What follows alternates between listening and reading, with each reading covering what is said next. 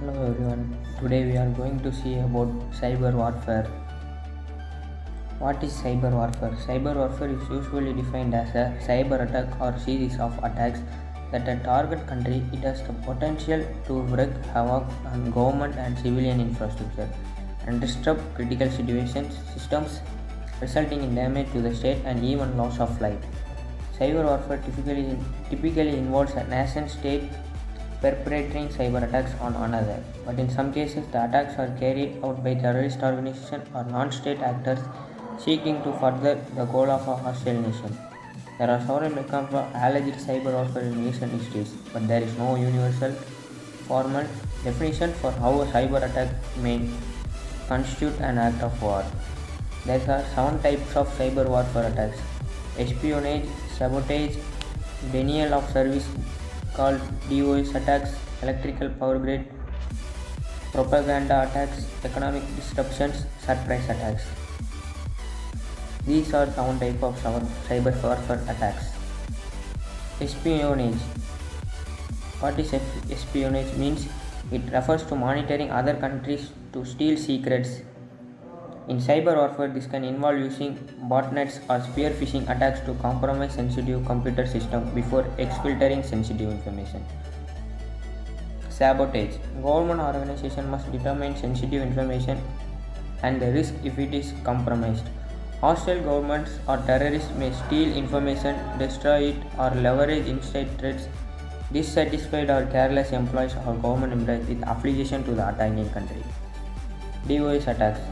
It prevents legitimate users from accessing a website by flooding it with fake requests and forcing the website to handle these requests. This type of attack can be used to disrupt critical operations and systems and block access to sensitive websites by civilian, military, and security personnel or research bodies.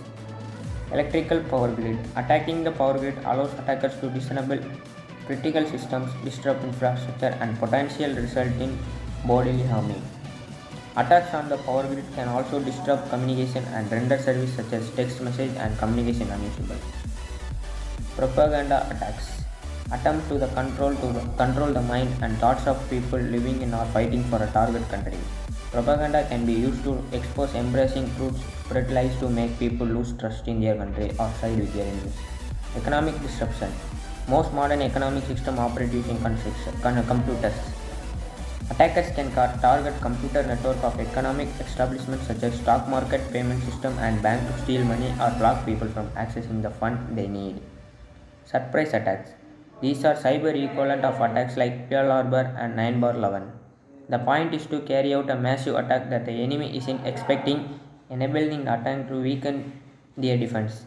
This can be done to prepare the ground for a physical attack in the context of hybrid warfare.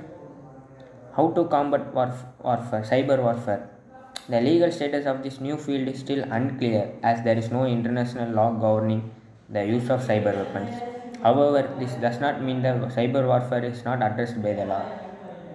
The Cooperative Cyber Defense Center of Excellence, that is called CCDCOE, has published the Tallinn Manual, a textbook that addresses rare but serious cyber threats. This manual explains when cyber attacks violate international law and how countries may respond to such violation.